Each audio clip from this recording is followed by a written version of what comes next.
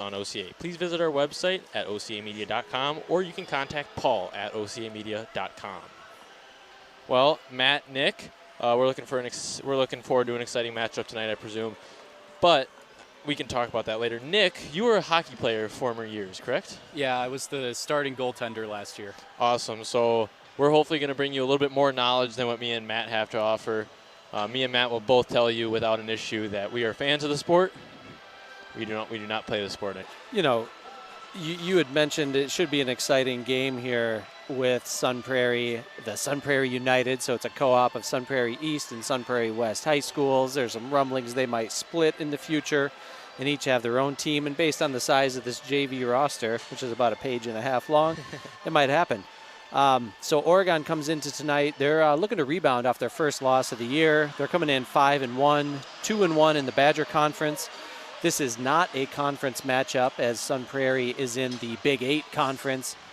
They're coming in, well, with the lights out. I can't quite see their record, but they're coming in here at a 4-2 clip, 3-1 in the Big 8. And there's only been one common opponent so far. Oregon started the season with a win over Madison West, 2-1. A good defensive struggle. Sun Prairie opened up a can a little bit on West with a 5-0 comfortable win. And Sun Prairie takes the ice. So one thing I've noticed, I've seen the Sun Prairie team already in a scrimmage, as well as a lot of these guys in the Summer League, in the 151 Summer League, where they battled Oregon twice at the once in the season and twice in the tournament. So there's a lot of familiarity on these teams. These teams play each other a lot. They've played each other at the Groundhog Tournament in Sun Prairie that happens the first weekend in February. And they've also played each other at the Joe Raymond Holiday Classic, where these teams are going to meet in about, I think, a little more than 2 weeks. Actually, less than that. So about 10 days from now, they're going to play each other again. And one thing I noticed about this Sun Prairie team is the physical nature. They've got some big kids. They like to hit. Watching them in the semifinals of the 151 tournament, they were beating the snot out of the Fondy team. And we're going to turn down our talking and turn up the PA announcer, Shawnee P, for the starting lineups.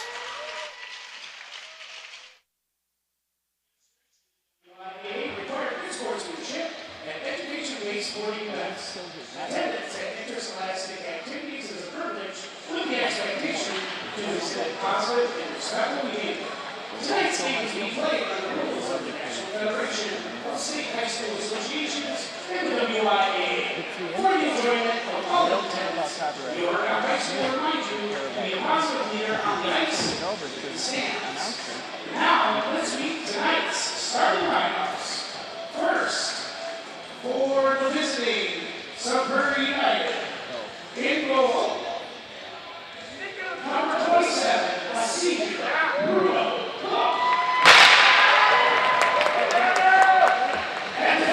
A senior, number 5, Rogan Davis. And that's a senior, number 8, Davis Thompson. And forward, a sophomore, number 7, Grant Peterson. And forward, a senior, number 13, Baxter Ledford. And forward, a senior, number 18, Mason Nesbitt.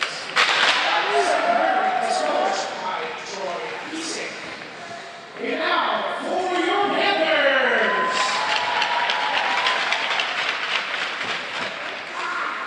In goal, a junior, number 29, Deacon Johnson. And that's a junior, number 2, Canute Lee.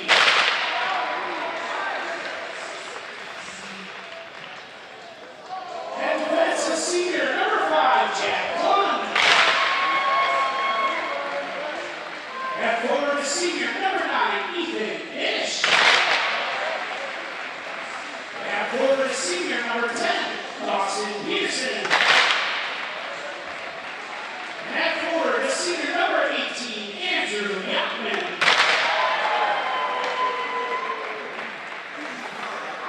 Ladies and gentlemen, to honor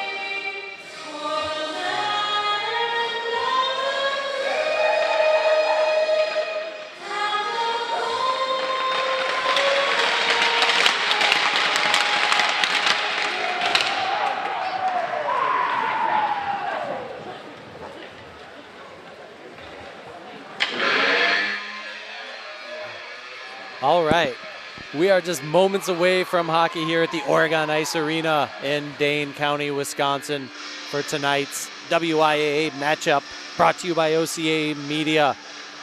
Tonight we have the home Oregon Panthers wearing the whites with the orange breezer covers, and they're taking on the Sun Prairie United Cardinals, and they've got the red sweaters and the red socks. That looks like a dark blue. I don't think that's a black. Is that what would you call that, a navy? I'd call that a navy. All right.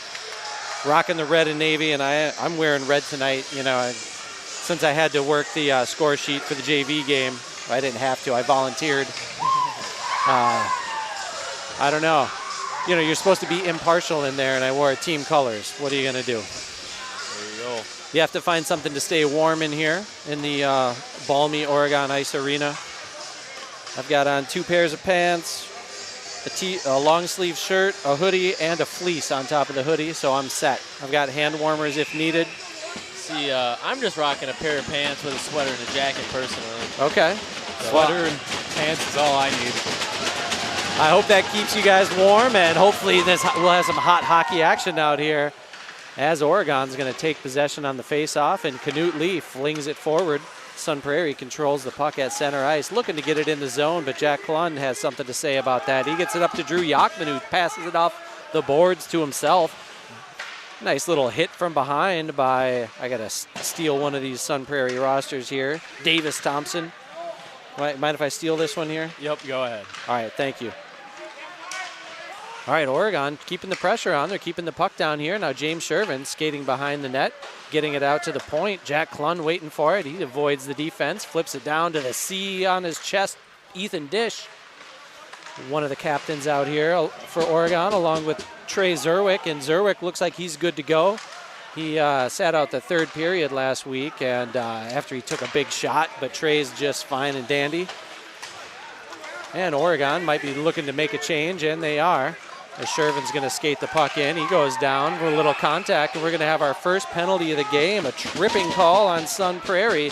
Time of the penalty will be 1:03 of the first period. If I can get all these cords out of my way, I can actually write penalties down today. I like this. I like having Mr. Coulard up here and Mr. Baker. We're gonna have some fun up here tonight. Oh, yeah. It's the goal always, isn't it? Exactly. Well, being at a hockey game, there's out of all the sports to watch live, this might be the one that is my favorite. Always lots of action with these. Little shot from, I think that was Dawson down in the corner. Yeah, catches the side of the net. You know, Oregon working on the power play here. They've had Keaton DiMartino. He's the new Owen Tauschik this year. His job is to sit in front of the net, and he was there ready for a rebound that didn't quite come off the bounce off the net. But the clearing attempt by Sun Prairie went into a bench, so we're going to have another stoppage. Oregon still has 1:44, plenty of time to cook on this power play. I like that they stick Kitty in front of the net there. He's a big kid and knows how to use it. And quick shot from, is that Dawson again, right away off the face-off. Yeah, Dawson coming into tonight, leading the team in points. Sun Prairie has 2 double-digit scores. Oregon has 3, with Peterson leading the way. I think he's at 13. The overall leading scorer out of all these squads is Evan Voss. Evan Voss has 13 points total. Uh-oh. Here comes some trouble. Ooh. Good move from Sun Prairie there to get around Deacon. Senior Brady Pruitt found a loose puck and no defense, so he had one of the easier goals, a breakaway with some defense behind him. So not much Deacon can do when you have a skilled senior forward coming at you that's done this 100 times. Yep, you kind of got to, being in that position myself last year, you just got to sit there, wait for it to come to you, and pray to God that your defense gets back in time to bail you out, because otherwise you end up with situations like that. That puck's going to go take a seat in the sections. So the short-handed goal for Sun Prairie, getting the scoring started today. We saw a real beautiful short-handed goal in the JV game today. James Mueller and Tyler Mann hooking up on that one. We might see Mueller tonight. He's a good-looking freshman. He's been getting some varsity run, but, you know, the fourth line doesn't always get in the game. So Pruitt with the unassisted goal is announced over the PA. Oregon going to try and get some power play shots here as Yachman brings the puck into the zone. He's got Zerwick behind him. Tries dropping it for Trey. Trey with a big hit. Momentarily kept that puck in the zone, but taken away by, Baxter Ledford, who makes a pretty move, and his little flip shot there goes high over the top of the crossbar. Ledford, I believe, from what my sources tell me, he's been playing with the Capitals up until this year. He decided to come back to Sun Prairie for his senior year. I see what you mean earlier about Sun Prairie being a physical team. They're out here and they're using their bodies to their advantage. We're looking at about 15 seconds left on the power play for Oregon. And Sun Prairie clears it. That should just about do it as James Shervin gives chase. By the time he touches this puck, there's only a couple seconds left on the man advantage. Let's see if they can send it up here and get something going before the guy fully gets out and they get set up. Jack Klum takes it down, fires it into the corner. James picks it up, walks it across the blue line, comes back. Sun Prairie grabs it, passes it to a guy up front, and here's another 1-on-0. And a very similar move here. This is starting to look like a video game. Yep, same exact thing coming down on Deacon. I mean, it's a rough position to be put in as a goaltender. Having a 1-on-0 like that, especially on this last one where he's got all the time in the world to make whatever move he wants. I mean, it's rough. It's a tough position to get put in and a tough shot to save. He really took his time. I think both Pruitt with the shorty and then Joey Tamboli with the even strength goal there. They both they had enough time where they could take their time. They could get the puck where they wanted it and put the move on the goaltender, and it worked both times. And Deacon not getting a lot of help so far from his the boys in white. No, he's not. I wonder what sort of adjustments Hefty will be making on for the second period or even sooner to try to cover those guys that seem to be moving a bit more towards our end while we try to collapse on them. A save made by Johnson there. Oregon batting at the puck, trying to get it out, but kept in the zone, and another shot ripped. This time it's Evan Voss, another senior. 3 early goals here for Sun Prairie. I know you talked about Coach Hefty making some adjustments, and I think that there was some adjustments coming into the game on the lines. I know, like this defensive pairing right here of Kingsley and Schrader, we haven't seen this much. I mean, obviously throughout the course of a game, you're going to cycle through lines, and sometimes guys are available and sometimes they're not. But so far this year, it's been Kingsley and Zerwick, and Schrader's been playing himself into the mix here as a freshman. He's a good-looking freshman. He's a great skater. Looks like he's pretty fast by the looks of it so far. So. Yeah, and he came out in that Summer League tournament as well, so he's seen these guys from Sun Prairie, a lot of them already in recent months, and he definitely held his own. He looked really good out there. I like the play he just made there. Forces the guy to the outside, gets a quick stick slap in to make sure he doesn't get a quick shot, and shot goes high and wide, so that's exactly what you're supposed to do there. And Sun Prairie wins the face-off. And they send a quick shot in. Stick save made that time by Johnson. It bounces up into the net. And we have a stoppage. 12:35 left in the first period.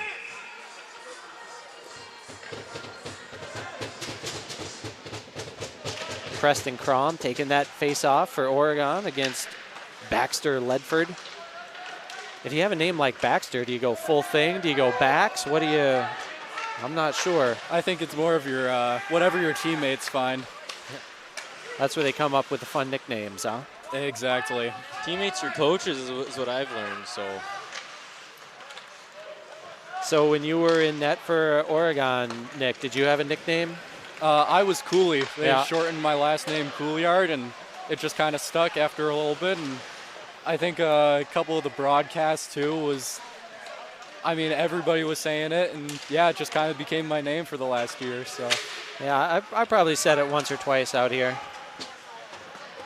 Other than Keaton DiMartino is Kitty, and yeah, I guess I have called Canute Lee Nut a couple times. that one, it's hard, especially as past player myself, to kind of check myself on that, especially after, yeah, it's always fun to see him out there, and he likes the nickname just as much as we give him crap for it, so.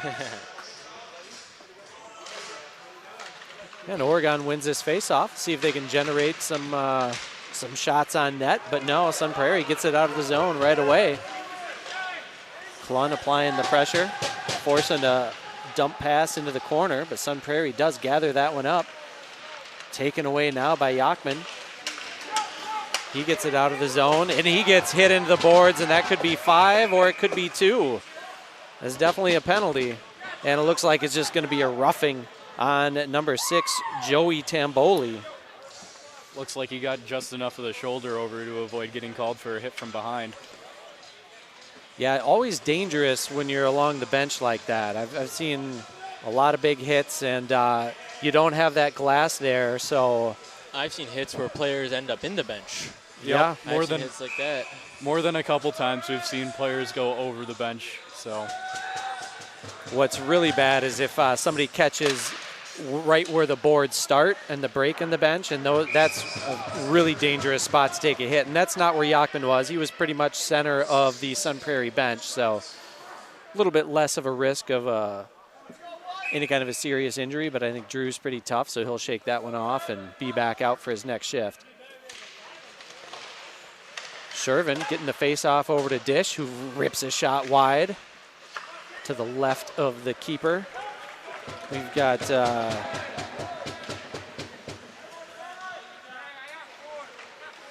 there he is, Bruno Cook, senior goalie. He's a Sun Prairie East student.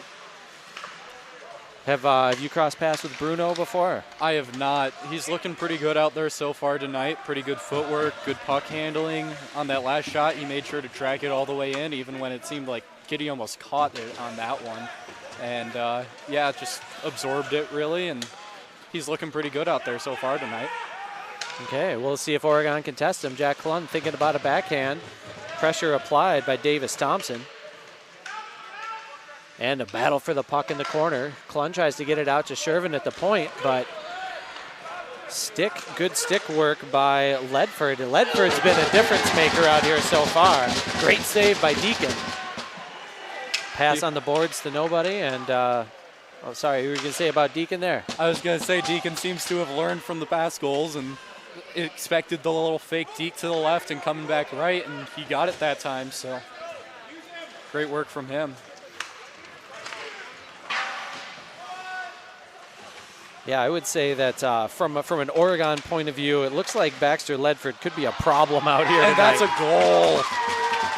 Preston Crom kind of dribbled in behind the goalie there after an initial shot from I didn't see who, but kind of dribbled in behind the goalie, and Crom was right there to scoop it up and put it in the back of the net. And that's been Crom's calling card this year. He is the team leader in goals coming into tonight's game. What is Crom up to? 10 goals? That'll be his 11th on the season. Good work by Preston to stem some of this Sun Prairie momentum and get Oregon on the board. Of course, the goalie had a conversation, Bruno, talking to the official after that goal. Something happened down there that he didn't agree with, and now the Sun Prairie captain was over talking to another official. I'm assuming that the boys in red think that their goalie was interfered with in some way. I'm assuming so. By the looks of it, at the end of the play, the goalie ended up on his rear end there. So I'm assuming they're either trying to say somebody hit him or somebody interfered with his glove. It looks like the refs are talking about it right now. Well, the goal was put on the scoreboard, so I don't know if they're going to take it off, but the ref was coming over. He just said we're good to the Oregon bench. So sometimes when you see an official skating over toward the team that just scored bench after a discussion like that, you wonder if he's coming to deliver the bad news.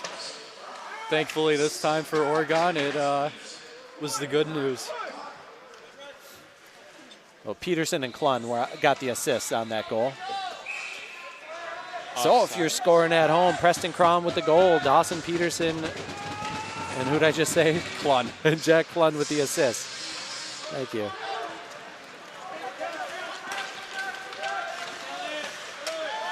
Oregon's coming back up with it here. I think that's, who is that, Jackson?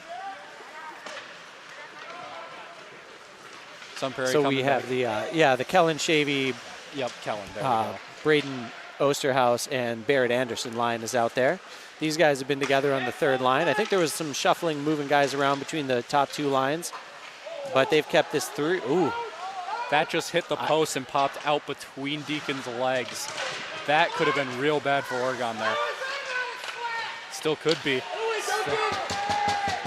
Good save from Duncan there. Oh, there's a tackle. Yep, and there's the penalty.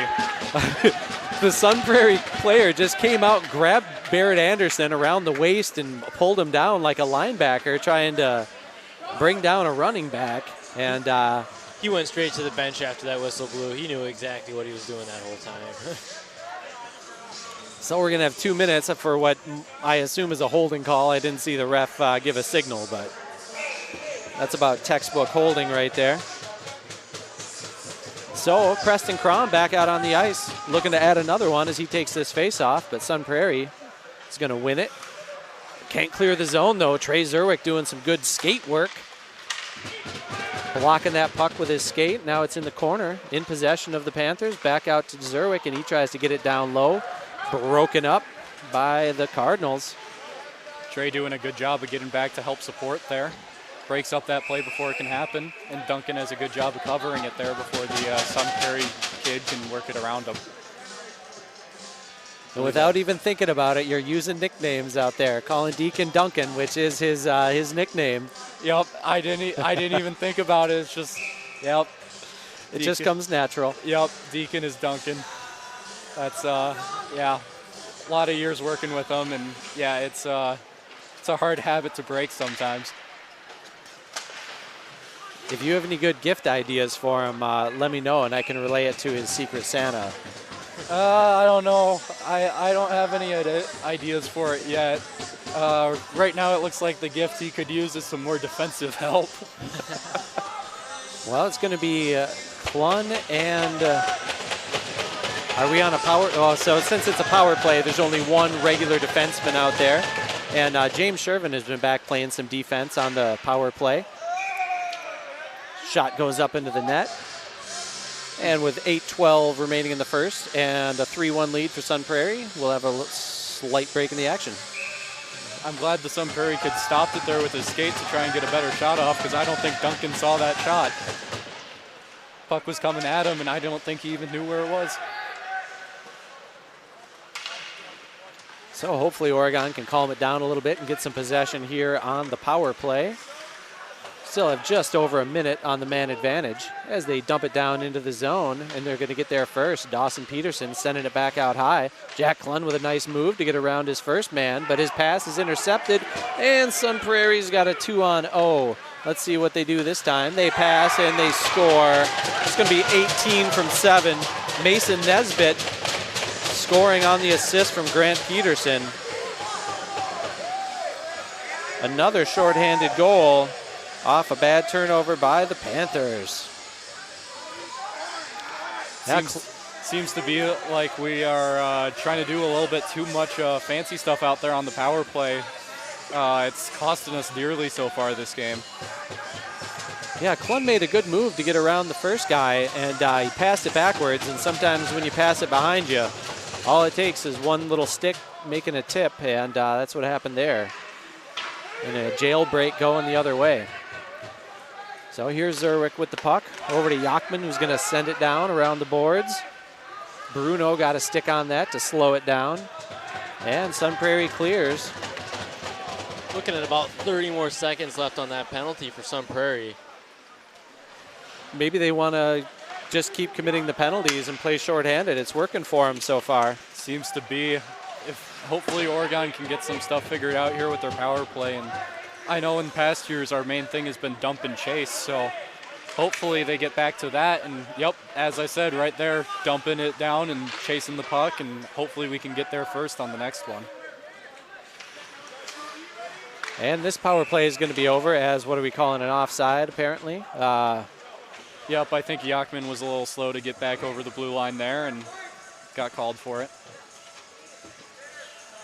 6:51 left in the period. If you're just joining us, 4-1 Sun Prairie. That score is not a funny April Fool's joke.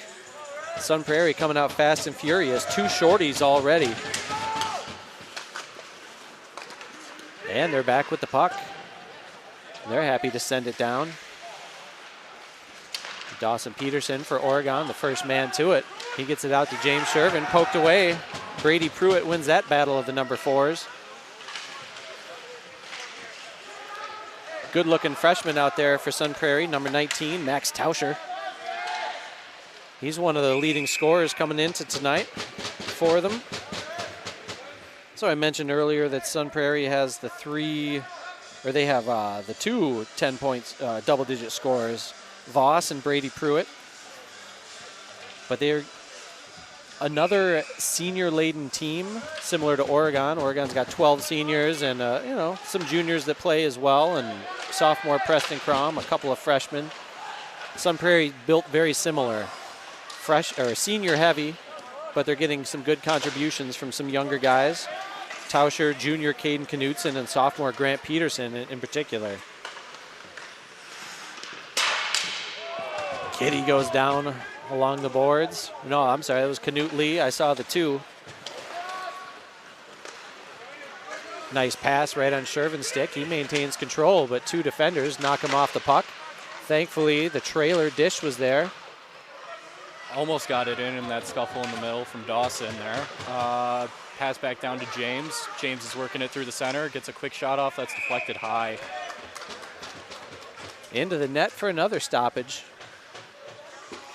5.5. Man, what is Oregon going to do to generate some goals here? Mainly just keep working on attacking. I mean, we've seen the attack side, we've seen the defense side. So just keep attacking the goal as much as we can and stop those constant 2-on-0s or 1-on-0s that we see happening. Sun Prairie seems to have a lot of quick forwards, and I think the part of the reason why we keep getting beat on those power plays for us is we get stuck down trying to set up and leave nobody up high to cover. Great glove save there from Deacon Johnson. Nice little grab by him as the shot came from just below the blue line. Little extracurriculars as the defensemen are got to protect their goalie. Shoving guys down in front of the net. As a goalie, it's always nice to have some defensemen that are making sure that you're out there and protected. That's one thing I've learned from my experience with hockey is the things that players will do to protect their goalie is insane. Even at every single level, you see it. Making sure that that goalie's not taking a hit to the wrong spot if you can stop it, or just making sure nobody gets in the goalie's ring. And the battle of the 15s there, won by Ty Carpenter. As he gets a shot flipped on net, and Deacon Johnson gonna hang on to that one. Yeah, it's very true. At the youngest levels, you'll see it out there. Squirts and peewees, everybody's got to protect their goalie, and that's something that sometimes the coaches will say it, and sometimes the players just know. It's just instinctual. Your goalie's your most important player on that ice, and you want to do everything you can to make sure he's out of harm's way. The best analogy I've heard so far for goalies is he's like the younger brother of the team. Nobody can mess with him except your team itself. Oh. I like that. That makes a lot of sense. A lot of net to work with for Oregon, but Dawson Peterson's shot is saved. Some good work by Oregon to generate some pressure here on that shift. They're not done yet. As Dish touches it into the zone, he's going to come out for a break. Little line change for Oregon here as we get some fresh legs out on the ice. James still applying pressure.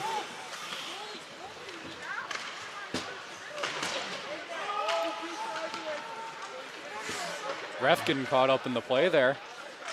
Yeah, one of the JV refs took an elbow to the face last game. Really? A puck to the elbow. Or was it to the face? It looks like it was at the No, elbow. it was two players were kind of colliding right where the ref was in the JV game, and an elbow came up and got him in the face, and he shook it off. Oh, okay. I thought you were talking about what happened right down there where Oh, no. ref got a puck right to the elbow. That looked like it hurt a bit. So Yeah, I don't like those pucks. I don't like hockey pucks or lacrosse balls. I wouldn't want to get hit with either of those. lacrosse balls hurt a little less than you'd think they do. It's the morning after that they start to hurt. Okay. Looks like Oregon's starting to get a little more physical here, but they've got to be careful. Some of those. That, like, Kitty's going to get a penalty for that. Yep. That was expected right there. Spoke it into existence right there. Kitty came right off the bench and proceeded to lay a guy down. So. Well, but I'll say that's not your fault. I'm going to get responsibility for this one because last game I awarded Keaton DiMartino the Austin Lewis Award for the fewest penalty minutes because he didn't have any last year, and he got his first penalty earlier this year, and he's coming off a 2-penalty game. So he's up to 8 career penalty minutes all in the last month. Looks like you jinxed him. I did. And so to Keaton and the rest of the DiMartino family, I apologize. It looks like they're discussing whether or not it's going to be a 5-minute out there. Players are coming back to the bench. They're probably going to call that one a major, honestly. Well, we'll see what they put up on the board here, but just the 2 minutes, so. Yeah, it wasn't a hockey play. It was just, he just saw a guy and went out and hit him. So. Yep. Well, 2 or 3 games ago, Oregon's Canute Lee got suplexed. Or no, I believe that was Desmond Kingsley, actually. That was Desmond, and Desmond got a 5 and a 10 for getting suplexed. Yep. But he did hit the kid before that, but Yes, it wasn't. In between his legs. Wow. Amazing stick save from Deacon to start off, and then Jack Klund coming back and playing goalie for him while Deacon slides back across and gets the cover on that puck. Hey, Looks like the ref was chatting with Jack a little bit about make sure he's not covering the puck and playing goalie for him. It takes a village, and good team save. We did have one, I think it was in the game in DeForest last week, that Trey Zerwick got. I'm not sure if they gave him a delay of game penalty, but he was without his stick, and so he just kind of like jumped on the puck and shoved it out of the. It wasn't in the crease, but it was in front of the net. He is the stick, so that's how he probably thinks. I'd rather take a delay game penalty than just a straight up goal. So. Exactly. It was a very good penalty. There is such a thing as good penalties. It's the smart ones that make the game count. Yeah. And we'll see if Oregon can kill this. So far, so good. And Jack Klund gets the puck out of the zone. His penalty's halfway killed. Goalie's coming out to play it and sends it back up to the red line. Sun Prairie coming in with it here. They got 4 guys. Pass across and nobody there. Jack Klund takes it, sends it up. That's Preston Crum, and he is offsides. Oh, and that's a late hit. Are they going to call that? A little bit of chatter there from the boys, too. So it's really unfortunate that Preston was offside because he made a beautiful move, used his stick to get the defender's stick off the ice, despite that defender having the position to play the puck, and it came right to Preston, and he would have probably put on a show there. He'd probably be celebrating with the Studi. Oh, 100%. He would have skated all the way down and hit that easy button. And so Sun Prairie still on the power play. 40 seconds left of that here. Working the puck on the near side boards. Dawson Peterson got a stick on it, but bounced right back to Grant Peterson. No relation. It might even be Grant Pedersen. He's got 2 T's in his name versus Dawson Peterson with 1. Oh, that's Pedersen. I got family that are Pedersen. It's always with 2 T's. Had a good Army buddy that was Pedersen, but with a D. Oh. He's a Minnesota guy. He came down for a Badger football game, and he wouldn't wear Minnesota gear. He didn't want all the students pointing at him and calling him bad names. Knowing Wisconsin student section, that's probably something that they would have done too. Well, especially way back then when I was in college, back in the horse and buggy days. So this penalty is killed. Kitty will be coming out of the box now. And Sun Prairie with the puck, back to 5-on-5 hockey. A little bit of miscommunication there as we have 2 Oregon guys applying pressure there. Usually want to cut off a pass while also applying pressure, so.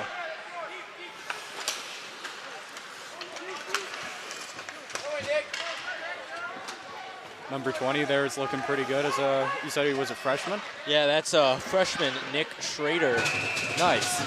Impressive kid. Just as Matt was saying, really good when it comes to skating on the ice. I haven't seen him as much attack on the goal though, so I can't speak for that. Yeah, he does have the skills. So in the summer tournament, when we had guys in the box and guys hurt or whatever, this freshman defenseman moved up to the PP1, playing forward on the power play 1 unit. So he does have those skills if needed. But yeah, most often, especially for a freshman defenseman, I don't think you want to be, put yourself in a bad position by being too aggressive offensively. I'm sure by his senior year, he'll be just like Jack, skating the puck down into the zone. Yep. Hey, there's another hit into the bench. Ethan Dish just about made some friends with the Sun Prairie folks on the bench. And the first period's come to an end. Sun Prairie with a 4-1 lead over Oregon. And here is some good announcement time. All right, so we will be right back with the start of the second period of this exciting Panther hockey match only on OCA Media, your home for Panther sports.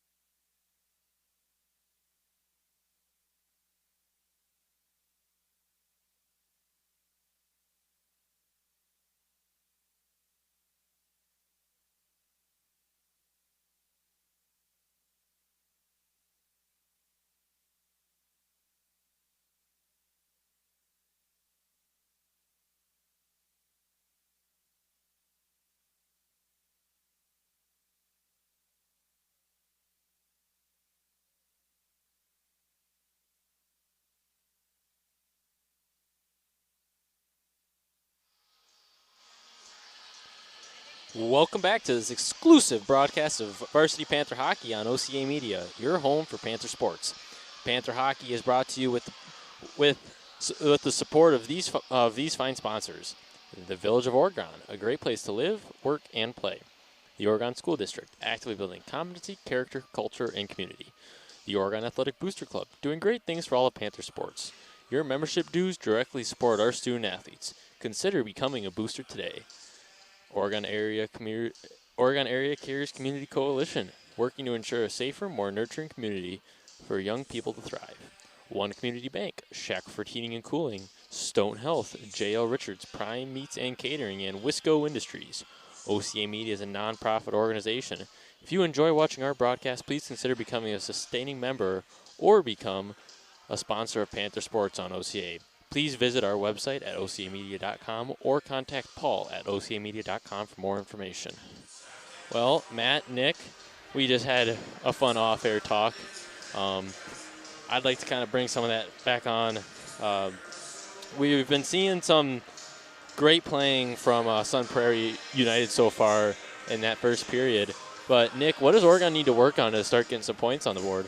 So one thing that I noticed during the game is, especially during our power plays, is we send two guys below the goal line, a guy in front of the net, a guy around the boards, around the hash marks, and then have one defenseman.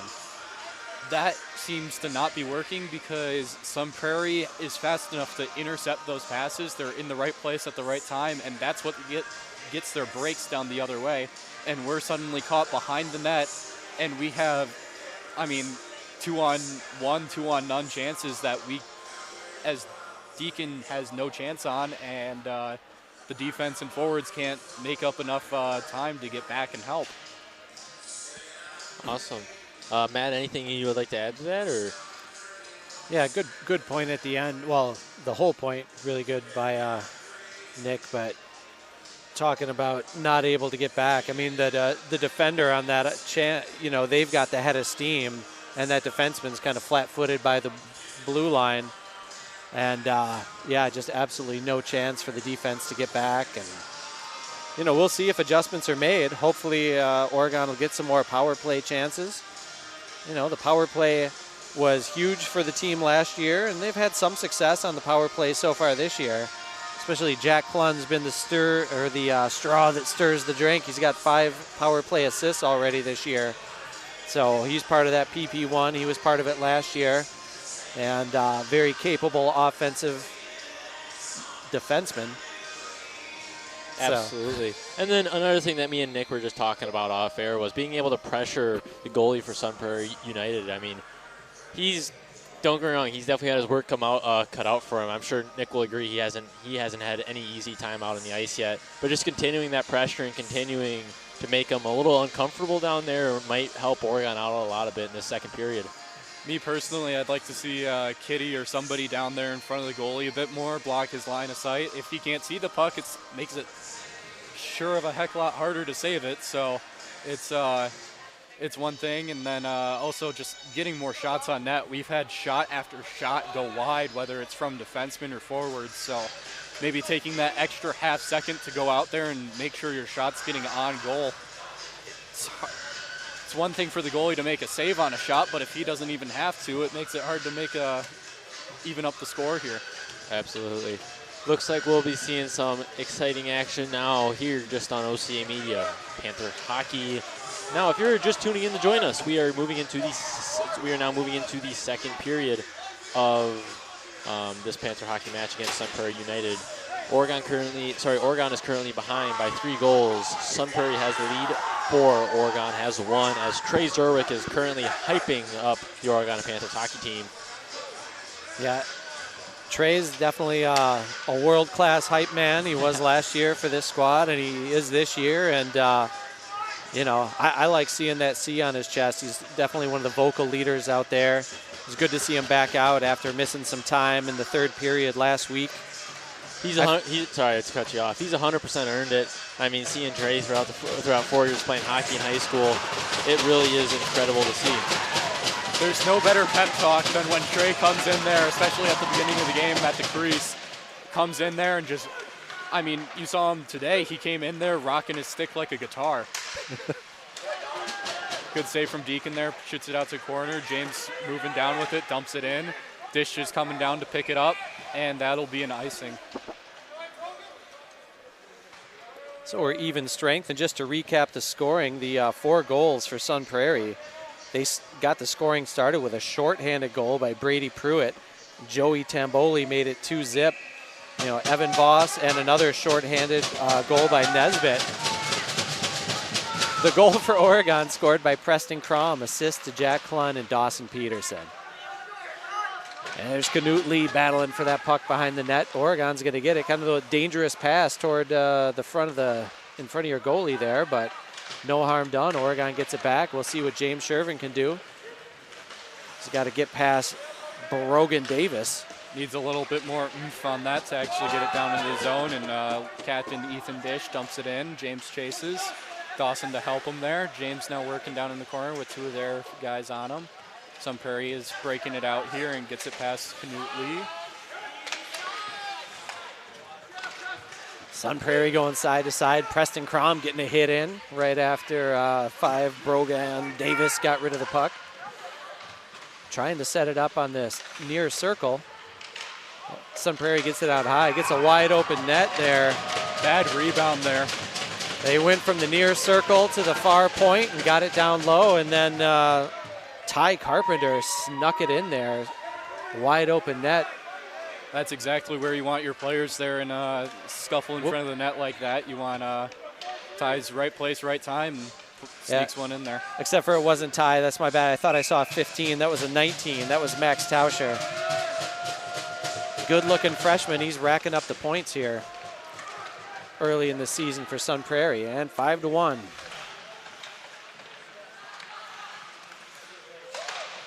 Another pass center shot. That one fortunately off the side of the net, but Sun Prairie keeps it in the zone. 22 doing some good work down there. Oregon finally manages to break it out for a quick change. No icing on it. Would have liked to see Crom give a little bit more of a chase on that puck down in the corner. And that was out. And okay, I thought they were going to, took just half a second on that whistle. I thought they were going to give us one there, but it was definitely out of the zone. So I know I've already explained how offsides works early in this season for the folks that don't know. I don't know if I've talked about icing yet this year, but so that was offside because the puck came out of the zone and Oregon still had people in the zone when the puck came back in and was played back in by a person. You can dump it in anytime. Not at the youth levels, though. Sun Prairie dumps it in. It wraps around. Big hit from Sun Prairie there. Oregon manages to work it out. Sun Prairie bringing it back in. Good tip. And that'll be a dump in for Sun Prairie. Oregon collects it. They're fighting down in the corner now. And Dish manages to get it. Passes it across to Kellen Shavy. Yep. Kellen working it down in the corner, gets it taken from him by number 5. Jack is keeping it in the zone. Slides across the blue line. Just tries to dump it back in, but whiffs a little bit on it. Goalie stops it for his team. Dawson now working it across. Blue line across the Nut. Nut gets a shot and deflected high. Wow. That would have been in the 10th row here if we had some stands on the other side and if it wouldn't have hit this giant HVAC tube, whatever's in there.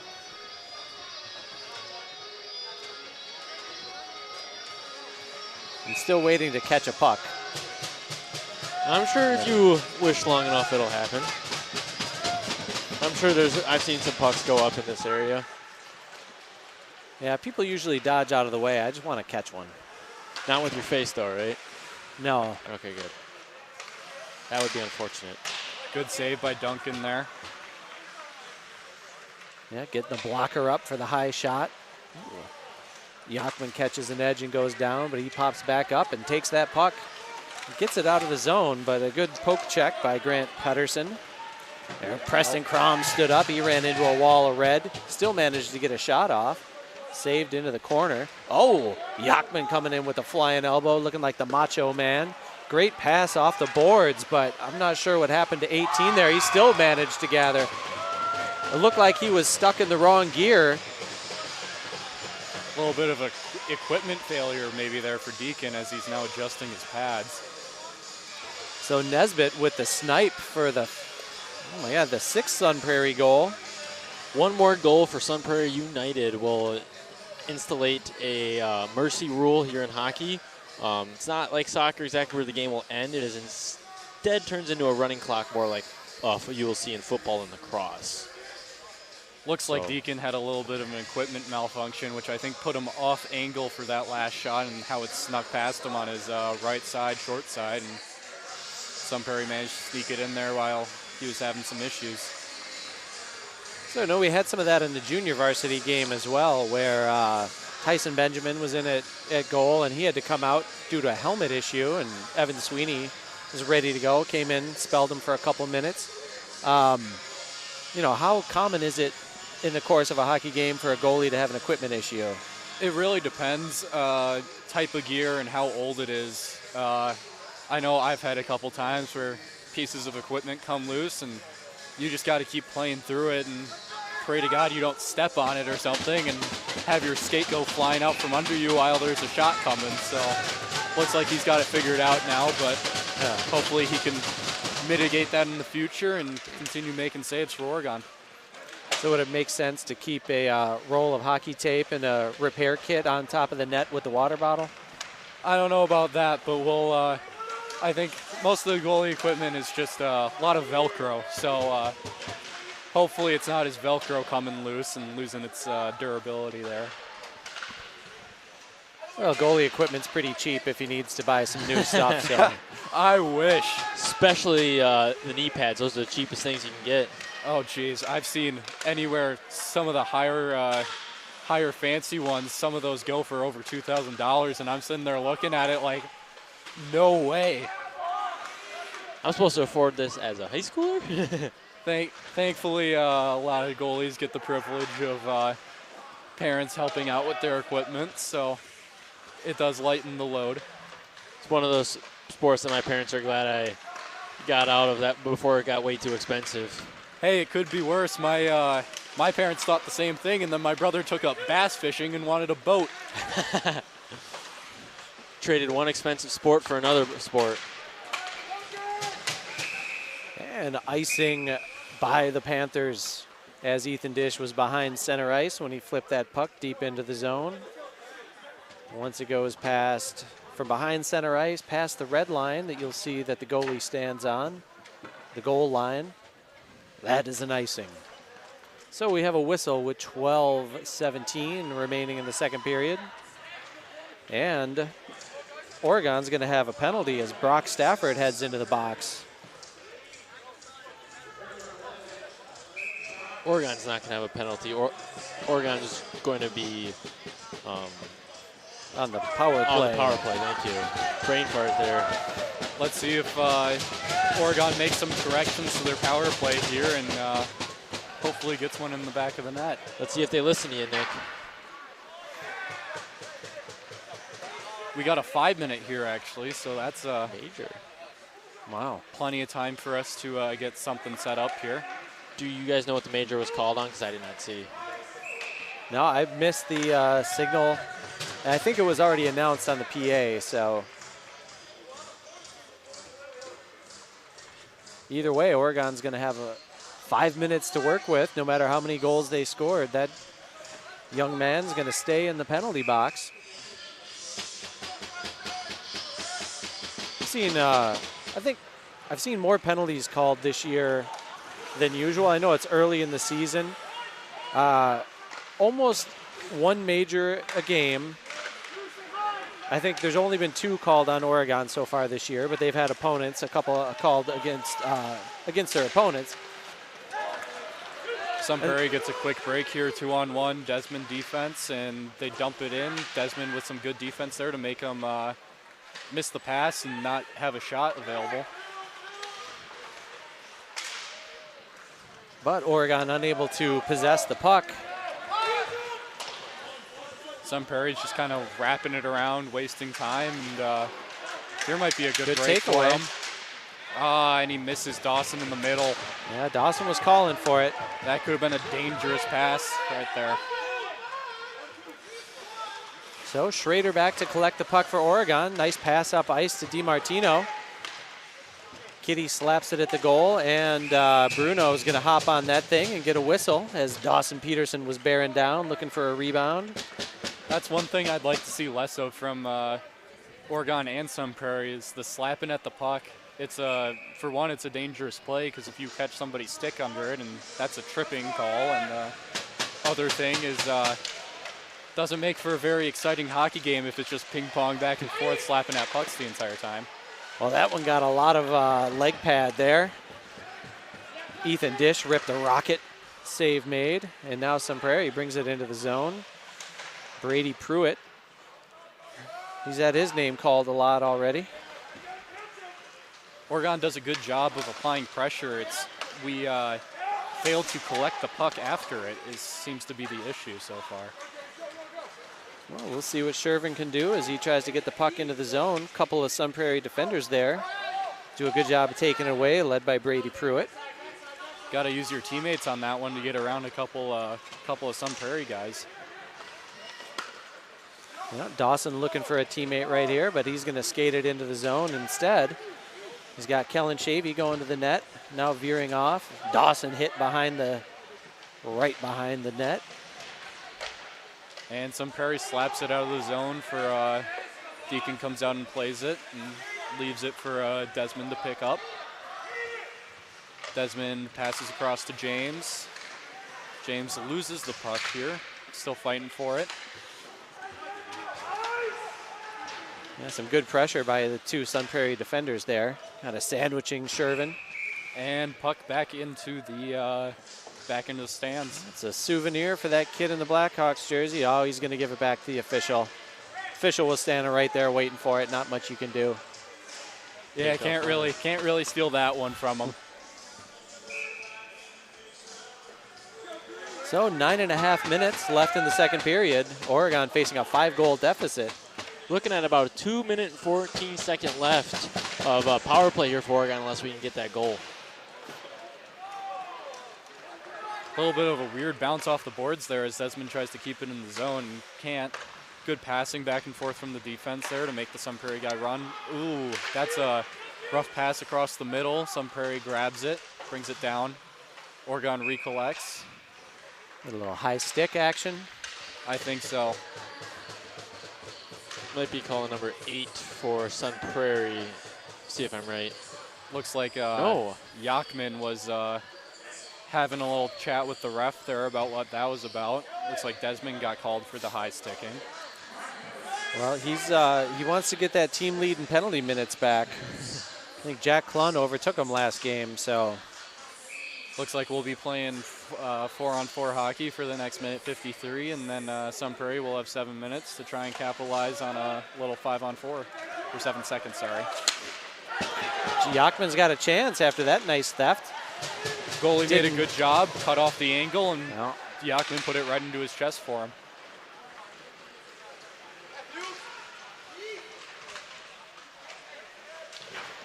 Grant Pedersen Big is hit on quick the that boards ice. there. Big hit from Clun. Yachman 1-on-2. He's just going to fire it down. Easy save for Bruno. Yachman heads over. Dish replaces him. Peterson also onto the ice for Oregon. Canute Lee with the puck. He's going to let it rip. He's not afraid to shoot it. But a glove save is made with 8:33 left in the second period. Good read from the goalie. Just drop down, let it come to you, and he snags that puck right out of the air.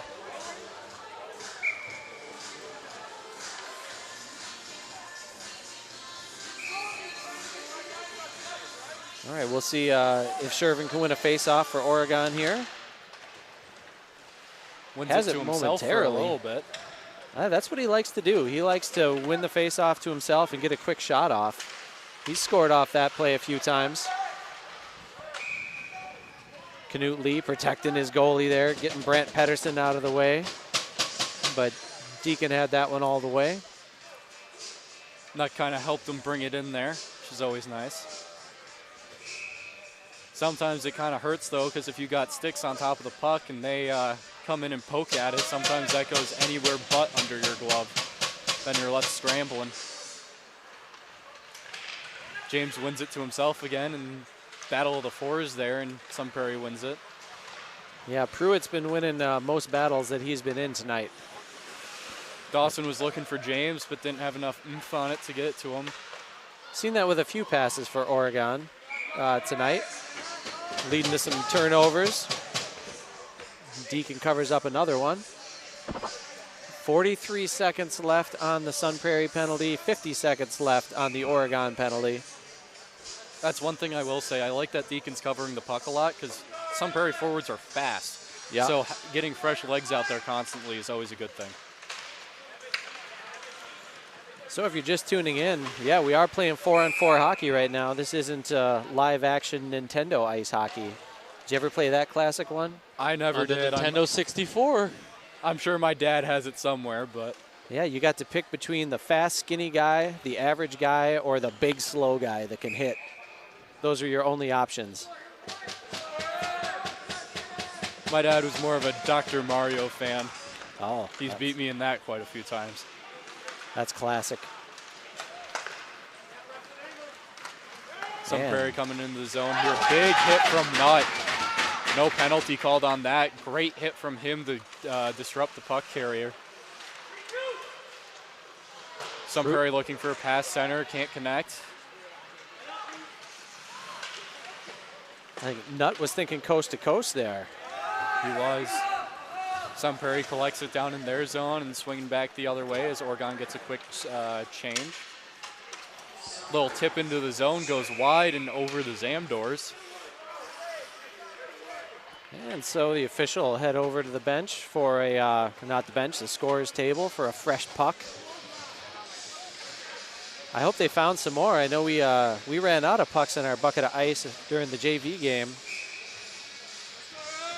Looks like we got 5 seconds left for the Oregon penalty here. Sun Prairie's 5-minute expired. And here's Shervin. He's got Kingsley leaking out from the penalty box. Couldn't quite get him the puck, taken away by Sun Prairie. They flip it into the zone and chase. Tim Grice out there. I haven't seen him yet tonight. Yeah, Timmy G, he might bring some physicality out there for the Panthers. Sun Prairie's been having big guys in front of the net, so having him out there to kind of counteract them is always a good thing. Yeah, Oregon finds Dawson Peterson with some room. He's going to skate it into the zone, drop it behind him to Shervin. Now he gets it back to Shervin in front of the net. He was kind of skating away, so he has to gather, bring it up high. 3 Sun Prairie players combined to block that shot. Good recovery by James to get over there and slow the attack. I would have liked James to see Tim on the blue line there and get that pass across for a quick defensive shot. James coming in now, 3-on-1, or 1-on-3, sorry. Sun Prairie dumps it for icing there. Little missed pass. Yeah, there's no harm in utilizing your defenders. We have some defensemen that have good shots from the blue line, so I like seeing the defensemen shoot. It's always nice when you can get a big rip and plant somebody in front of the net to either block the goalie or get a good tip. And if you can tip and block the goalie, even better. Nice looking breakout for Sun Prairie. And here comes 13. Is that Baxter? I think I see a strap coming loose on Deacon's pad again, so hopefully he gets that fixed. I saw something black hanging from his right pad there again, so. Okay. About 5 minutes and 25 seconds left of the second period. Plunge just ended up on top of that Sun Prairie player. Yep, Deacon's looking down at it right now, and I think he's waiting for a stoppage to get that fixed. He's trying to fix it actually right now. He keeps on going for it. We don't have enough of a sustained offensive effort at the moment to give him the chance to. Shot from the center, and that's a post in. That's unfortunately the wrong stoppage he was looking for. Yeah, that's a great shot from Sun Prairie there. Hit the top corner of the goal post and bounced in on him. Not much you can do on that as a goaltender.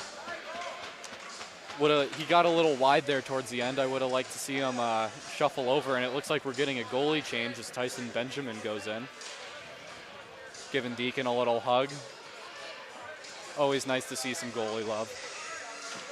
Yeah, Deacon's got just about all the action for Oregon so far this year, although Tyson Benjamin did play at the road game in DeForest and was able to beat the South Central Navigators in a game that the Navigators took a 2-0 lead. With spirited comeback that night by the Panthers. We'll see if they have one in them tonight. As Oregon almost pokes it out of the zone, as Preston Crom applying some pressure. That shot blocked by Desmond Kingsley, but taken away by Sun Prairie. Centering pass. Somebody for Oregon got a stick on it. I think that went off the post there. It looked like it. I know as a goalie, whenever posts do my job for me, I always make sure to go back after a stoppage and thank them for it. It's very nice. And now that we have reached this 6-point difference right now between Oregon and Sun Prairie United, we will also now see a running clock imposed. Oh, and James loses his edge as he has a chance for a breakaway there. Quick change from Oregon. Quick change from Sun Prairie too, sorry. And looks like Sun Prairie dumps it in. Good tip from one of their players to stop it from being an icing. Sun Prairie and Oregon fighting for it down there. It's like Dawson takes it, passes it up to Dish, who misses the pass. And it comes up here. You guys were just talking about catching a puck. Almost had the opportunity to. A little bit late there, Matt, but I'm sure we'll find it picking up somewhere. The important part is it's not in our camera right now. That would be a different story. That would be an issue. There would be some technical difficulties. We've had some the last 2 home broadcasts, but I think, as far as I know, tonight's is going off without a hitch here. Well, so no far, issue so so far. Don't do it like you did to, I think it was Kitty and Jinx With the penalties? Yeah. Yeah. Let's see. How about if I say Preston Crom hasn't scored a goal in like 15 minutes? We will get that kind of reverse jinx going. Maybe we'll have to see coming up here. Got little under 3 minutes left in the period, running clock. All Sun Prairie has to do now is just keep moving the puck around and icing, and Oregon loses the chance to score, but it looks like they're coming down here. Little 2-on-2 breakaway. Yeah, it was Nolan trying for Sun Prairie, had the puck at first. He's their leader in penalty minutes coming into the game. The all-important statistical category. One thing I just noticed is Dish passed it up to James there, and James didn't look like he knew it was coming. One thing I'd like to see from Oregon is a little more communication there on that. Dawson swinging around low with it, passes it across. James picks it up, passes it back up to Klun. Get to see our offensive defenseman here in action. Loses it, and it's now a 4-on-1 the other way with Tim Grice's defense. Takes the player, the pass. That's a good save from Tyson. Back-to-back saves from Tyson. Going from his left to his right. I like what Tim does there. That's exactly what you're supposed to do as a defenseman. Communicate with your goalie on that, on whether they want you to take the puck or the pass. I usually like them to take the pass, and Tim does that, shuts it down, and dude's forced to take a shot, and Tyson makes a save. That shot rips high, bounces off the glass. The Sun Prairie bringing it back for another attempt. Save made. Puck is loose in front of the net. Lee that was able to get that out of there quick. And then Lee drops a hit on Pedersen. No, not Pedersen, on Caden Knutson. Tyson getting peppered down there. Oregon's got to get this puck out of the zone. Unable to there with that flip. Now they have it with a man, Barrett Anderson. He's got one to beat. Gets a shot off from distance. Save made. Puck into the near corner. That's going up in the air. Canute gloves it and sets it down. Boy, that almost almost wound up in a great position for Osterhaus to get a shot. Anderson drops it behind him for the defenseman. Now a little two-man game. Bouncing puck avoids the stick of Preston Crom. Crom with some fancy work to almost put that in position to score. And a little flurry by Oregon leads to an icing by Sun Prairie with only 16 seconds and counting in the period. So we probably looks like won't this will get be much the end action. of the period for it. Yeah. Maybe time to drop the puck right as the horn blows, but not at the pace Sun Prairie is sending their guys out on the ice. Yep, they're already turned back, and there's the horn. So Oregon unable to add another goal in the second period, but Sun Prairie with 3. So this 4-1 game is now a 7-1 game. Sun Prairie in control. Oregon down to their backup goalie as starter Deacon Johnson was having some equipment issues. Not sure if we'll see him again or if we'll just see Tyson Benjamin for the rest of it, or who knows, maybe Evan Sweeney will see his first varsity action tonight. One thing I'd like to see from the Oregon goalies is my personal experience down there too, is just breathe through it. At a game like this, it's rough.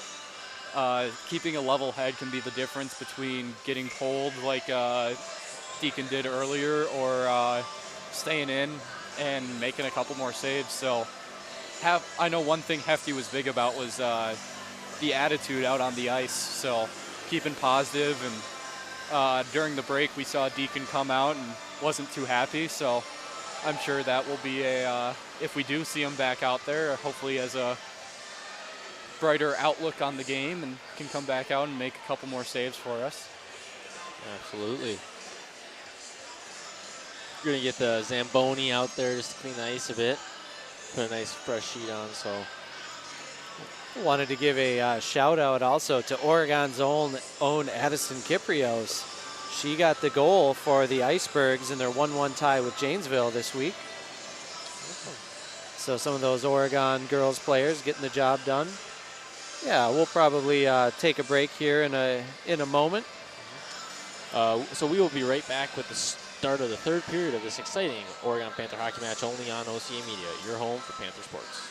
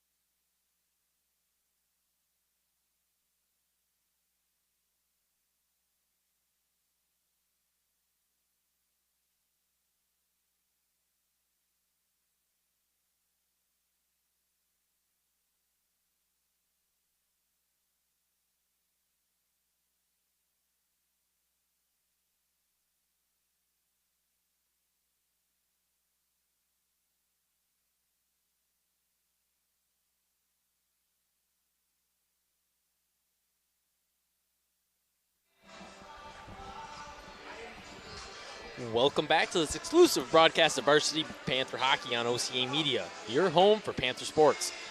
Panther Hockey is brought to you with the financial support of these fine sponsors. The Village of Oregon, a great place to live, work, and play. The Oregon School District, actively building competency, character, culture, and community. The Oregon Athletic Booster Club, doing great things for all of Panther sports. Your membership dues directly support our student athletes. Consider becoming a booster today. Oregon Area Cares Community Coalition, working to ensure a safer, more nurturing community for young people to thrive. One Community Bank, Shackford Heating and Cooling, Stone Health, J.O. Richards, Prime Meats and Catering, and Wisco Industries. OCA Media is a non-profit organization. If you enjoy watching our broadcast, please consider becoming a sustaining member or become a sponsor of Panther Sports on OCA. Please visit our website at ocamedia.com for more information, or you can feel free to contact Paul at ocamedia.com. Well, Nick, you being almost the most recent hockey player here, you know, what's your opinion about what's Oregon's whole goal coming back into this third period? Are we looking to shrink that lead, or are we looking to overtake it right now? In a game like this, it's more, this is a game that builds character. When you're down 7-1 going into the third period, you know, coming out that might not be a win, but if you can come back, show that you're in it for all three periods, and maybe we can get a goal or two and shorten the lead just a little bit. This is the type of game that shows you what type of players you have out here. Absolutely, and then please correct me if I'm wrong, but for hockey, goals kind of will dictate playoffs, correct? Yes, wins, and then if there's ties and stuff, they go to goal differentials. Absolutely, and Oregon doesn't have any goals yet this year, but if I recall, a few other teams in our conference do, if I'm right. Or does Oregon have a tie already this year? Oh, no ties. They have a 5-1 record, 2-1 in the Badger Conference coming into tonight. This is a non-conference game. If I was a betting man, I would place some money on Madison Edgewood to win the Badger Conference. So maybe, you know, the smart thing to do would be to place bets on the second place team. Maybe. Yeah, Panthers lost to Edgewood last week, Friday, if I recall, correct? No, I haven't played Edgewood yet this year. They got their first loss was against, oh my goodness, am I drawing a blank? Monona Grove came in here on last week. And the shot from distance takes a funny bounce off somebody's stick and gets past Tyson Benjamin. I think that was it. I think it went off a Miles stick there because he came directly after the shot and kind of put his hands up on his head. Looks like Oregon did leave Tyson in there instead of putting Deacon back in. So Brogan Davis with the goal. So out of Sun Prairie's 8 goals, that's 7 different players have scored a goal tonight. And I believe somebody's taken a puck over to the bench, so that might be Brogan Davis's first goal. If it is, congratulations, Brogan. He's a senior defenseman, but those defensemen don't always score goals. I believe that Trey Zerwick's still looking for his first goal, and Canute Lee's still looking for his, and the red line just tripped the official, sent him down, lost his whistle. I think his whistle broke there. I think, yeah, he just picked up a piece of plastic, so that was either off his helmet or that was off the whistle. So 8-1, and we're gonna have this running clock is gonna continue. Oregon's got to get a couple of goals. I think I just heard people shouting clock. Did I hear that right? Yeah, offsides. Oh, off. That was a bad turnover by the Panthers. There have been a couple of those tonight. And those turnovers right in the center of the ice in our zone is always rough. Those shots from the center, the only time the net is actually 6x4 is when you have a direct sight line on it like that. So giving up turnovers in the center of the ice is about the worst place you can do it. Smells like hockey players up here right now. The joys of being right above the benches with no no screening. No glass. That's all right. Just means they're working hard, right? Yeah. And so Oregon, Yachman decides to put a hit on somebody before he pokes the puck out of the zone. Sun Prairie sends it back in, but Oregon's going to gather and try and generate some attack. Sun Prairie, you're happy just to flip the puck around and waste time, play some keep away. Trey tried to keep it in the zone there. Sun Prairie coming down with it the other way, dumps it in. Looks like Yachman is there to pick it up, passes it back to Jack. Back to Yachman as Sun Prairie and them fight over it. Sun Prairie now has it, kind of letting it settle in the zone. Bad pass from them, and Crom might have a chance here. Kitty trying to back him up. Crom has a good shot.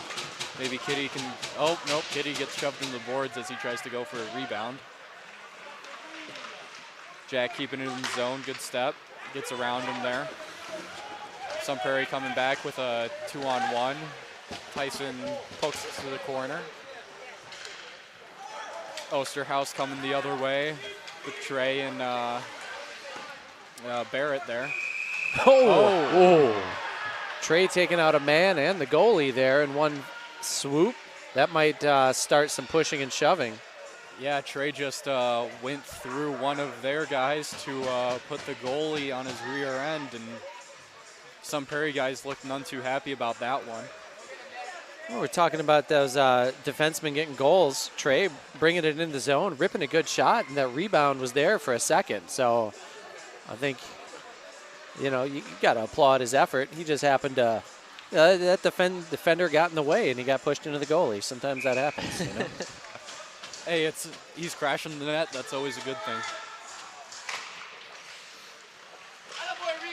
From his knees, Rico, we have another nickname there. Last name is Shavy, and the guys saw it as Suave. Suave. And started Rico. calling him Rico Suave. I'm not sure who shouted that, if that was one of the JV players that's up here watching, or if that was somebody on the bench. I think it was Clun down there on the bench yelling that one. Okay. Clun, another one of the vocal leaders of the team.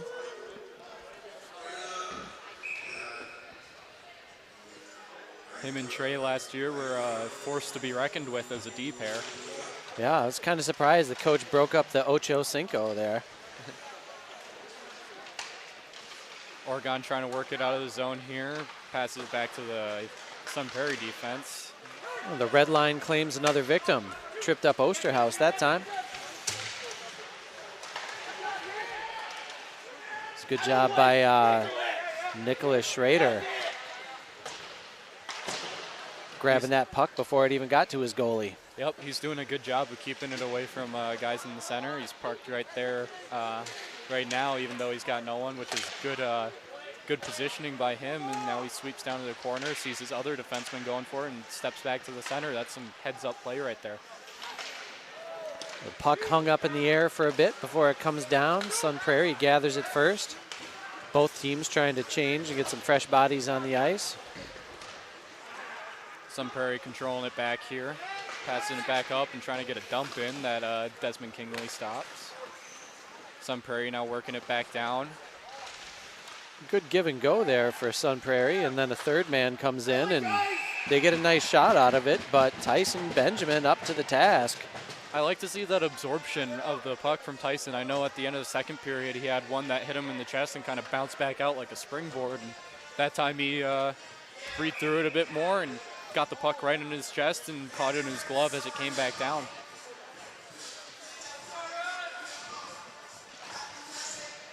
Dish able to get that face off over to Clun, but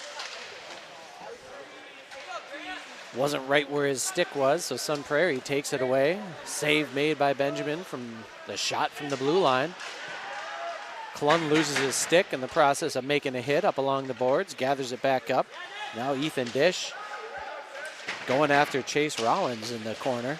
Good job from Tim there, seeing the guy coming in and lifting his stick before he can get to it. Tim with a big hit in the corner. Trey Zerwick being vocal on the bench about Tim Grice with a good hit there. Long shot for Sun Prairie, deflected by Tyson, and Sun Prairie working it back out of the zone, trying to regroup. Oregon applying pressure, they're trying to work it back in.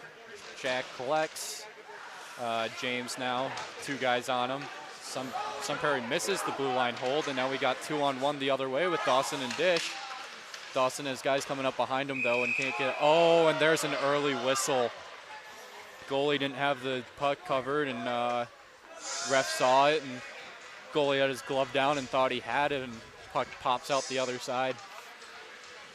Yeah, so an unfortunate break for the Panthers.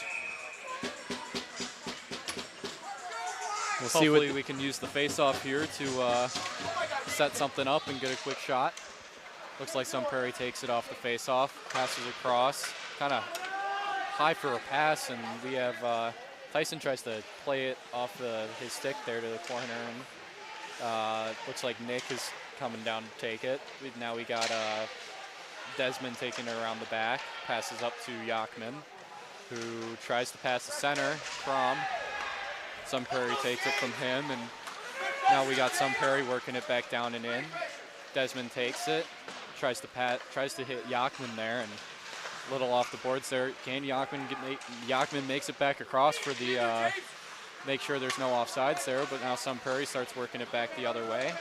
Got guys back this time though for Oregon, so we got Desmond coming and applying pressure. Sun Prairie is now swooping around in the zone trying to get something started. Yeah, freshman James Mueller out here with Preston Crom and Drew Yachman on the forward line. Crom finds Yachman across, and Yachman needs a switch and dumps it in. Smart heads-up play from him to realize that he's been out there for a little too long. Get some fresh legs out on the ice. Shavy flips it ahead to himself, a centering pass. He finds Barrett Anderson. Skate save by Brogan Davis. Good defensive work to get in front of Anderson's shot, and Sun Prairie is going to get it out of the zone. Oregon picks it back up, and Nutt sends it back in. Canute Lee sends it back in, and now Sun Prairie works it down and around. Canute holds the blue line, sends it back down, and Sun Prairie takes it again and starts working it back the other way. Little dump in from Sun Prairie, and Oregon's there to pick it up. Nutt shoots it off the boards. Canute, shoots it back up the boards, and a little scuffle in the center there. I'll say this, as Oregon got away with a trip there. Yep, no trip on Canute. So it's always fun at the visiting arenas to hear how they're going to pronounce Canute's name. I've heard Canute, Newt, and Nutt. I've actually heard all three announced, so. I try to call him by his actual name here, but I've been slipping up more than a couple times as I try to announce it, so.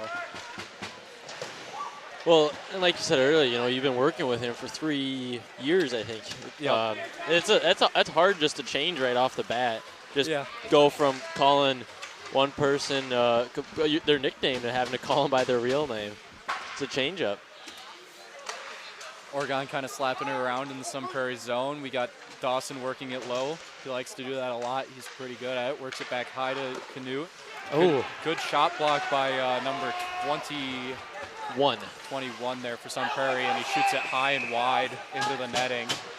Getting a little chippy at Desmond there after the play. It's going to be Nolan trying. He is their penalty minutes leader, and he made a great defensive play. He got his boot in front of the shot, blocked it, and it led to a breakaway, and his shot was just, 5 feet over the crossbar. So, best place to put it. Dish down in the corner, works it up to Dawson. Dawson has a chance here and doesn't get a great collection on that pass. 2-on-1 for Sun Prairie.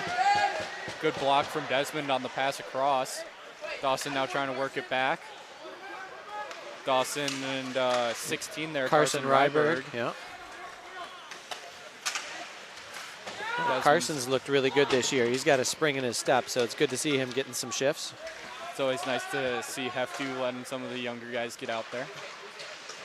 Now we got Desmond and Kitty down in the corner there trying to work it out.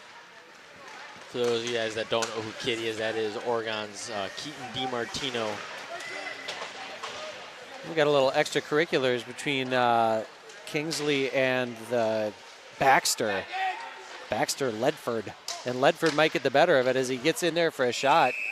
Kingsley in front of the goal, and thankfully Tyson scoops that thing up and The ref's going to send somebody to the box. He doesn't like. 13, Baxter. Yeah, that's Baxter Ledford. I think he was poking at Tyson a little bit after the play, and I immediately saw Tyson's head go up and start looking at him, probably had a couple words for him. And I know our defensemen were getting in there, ready to let him know not to do that again.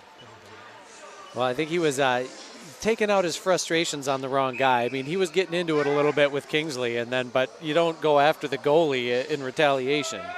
That'll get you in the box. That'll get you on the floor and then in the box. Sun Prairie does a good job on their penalty kill working it out. Somebody lost their stick. I think that was number 18 for Oregon Yachman as he just skated to the bench. Now he's running to the locker room to pick up a new one, so might have broke it. Oregon and Sun Prairie down in Oregon's corner, fighting out for it. Jack Klung gets the puck and starts trying to set up a breakout here.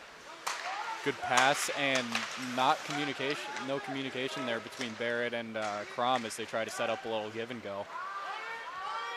As the clock is ticking down and we're under 5 minutes on a running clock, I would be remiss if I failed to mention that Sun Prairie in their 5-0 shutout win over Madison West last Tuesday, that one of the coolest things in hockey occurred, and that is the goalie assist. And it wasn't Bruno, it was Cam Clemens, freshman goalie for Sun Prairie, and the son of former Oregon coach Larry Clemens, with a goalie assist. Now, Nick, did you have one or two in your career? High school career? I want to say I had two, because I think I had one my junior year, and then I know I had at least one at the beginning of the season my senior year. So Looks like that stick might just stay out there for a bit. Oh, there, he's going to come pick it up. Yeah, I think Yachman broke his stick, so he had to drop it. That's why we saw him running back to the locker room earlier to go grab a backup. Oh, yeah, that stick snapped in half right there. Look at that. And you can be penalized if you skate around with a broken stick. You can be penalized for what is it, like an improper equipment penalty? I think so, yeah. I've only seen it once, and it was one of my favorite sequences. I was in the penalty box, and it was a Bantam game maybe. Trey Zerwick got about 20 plus penalty minutes in about 10 seconds, or maybe 30 seconds, including that one for skating around with his broken stick in his hand. I've seen it happen once at the NHL level. It was the only NHL game I've ever gone to. It was Nathan McKinnon for the Colorado Avalanche. It's his first year playing for them. Broke his stick and went to go skate back to the bench with it. Good save from Tyson. I don't think he realized that he broke it. Okay. And he ended up getting penalized for that. Little breakaway for Sun Prairie there, and Tyson made a good save, cut off the angle. Now Sun Prairie working it down, trying to work at center. Good centering pass, huge hit. Is that Nicholas got taken off his feet? Yep. He's hurting a little bit, but he's going to stay out there. Way to be tough. Ooh, it looks like, who is that, 29? 24 there caught a little bit of the, James Mueller caught a little bit of a net as he went around it there. Jack Klun with a big hit behind the Oregon net. Sun Prairie trying to work it towards the center, get a good shot, pass up to the defense, shot high off the post. And Crom takes the initiative to just send it down to the other zone. We got Yachman chasing. Sun Prairie defense shoots it back up to one of the guys on the blue line. Jack Klun collects it. Passes it over to Preston Crom with the puck. Skating into the zone for Oregon. Drops it back to the point, and another broken stick. This time is Jack Klun with a $400 investment down the drain. Oh, I'm sorry, that was Kellen Shavy. Looks like tonight is going to be an expensive night for some parents. That stick snapped right in half there. Jack kicking his opponent's stick out of the way. That could have been a delay of game, or more of an unsportsmanlike, I think, if you do that. Jack is getting a little bit of a little angered here towards the end of the game, and I see him going for a couple late hits as we go through the end of the third period with just a minute and 15 left. That stick was broken too, I think. Peyton Kiprios getting out on the ice. Is there to defend, but no need as Sun Prairie was offsides here in the final minute of this one. Refs coming over with a whole load of sticks towards the benches.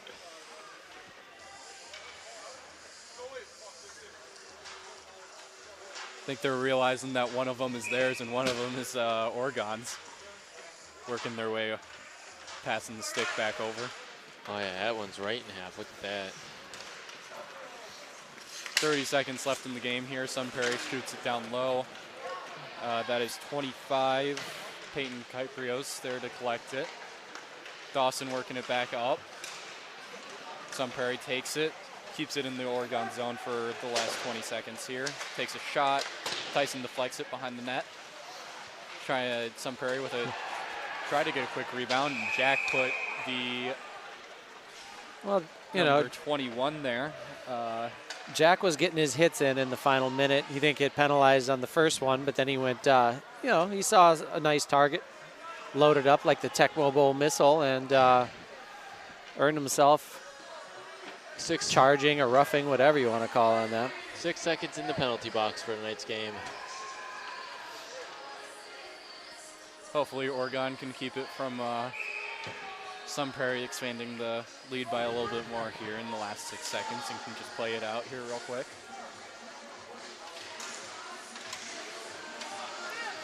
And they will. And hopefully that's all the pushing and shoving we get.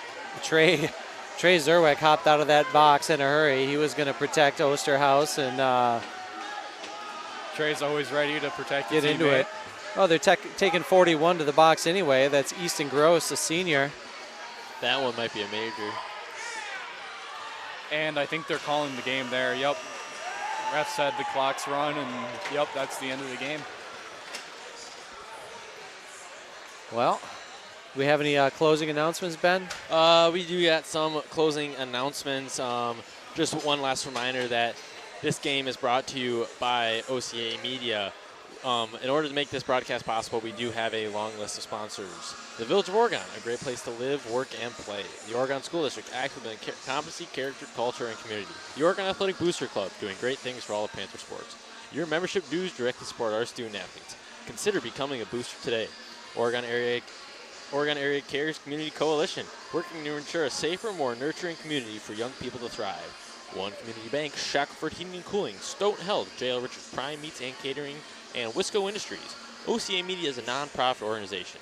If you enjoy watching our broadcast, please consider becoming a sustaining member or become a sponsor of Panther Sports on OCA. Please visit our website, ocamedia.com, or you can contact Paul at ocamedia.com for more information. All right. It was great working with you. Thanks for joining us tonight, Nick. And if you have any more time on the Christmas break, I don't know if we have any more home games here because we have the Joe Raymond tournament over the holidays, and I'm struggling on the schedule here, folks. Here we go. The next home game is not until the new year. Friday, January 2nd will be the next time that OCA brings Panther hockey to you. If I'm around, I'll make sure to be here. All right, that'd be great. And then, hey, I'm Matt Kingsley. On behalf of our great crew here, we got a couple OHS students, including Ben and Leah on the camera. Thank you guys. You did a great job tonight. Any closing words? Oh, we're good. So thanks for tuning in. We love you guys. Have a good night.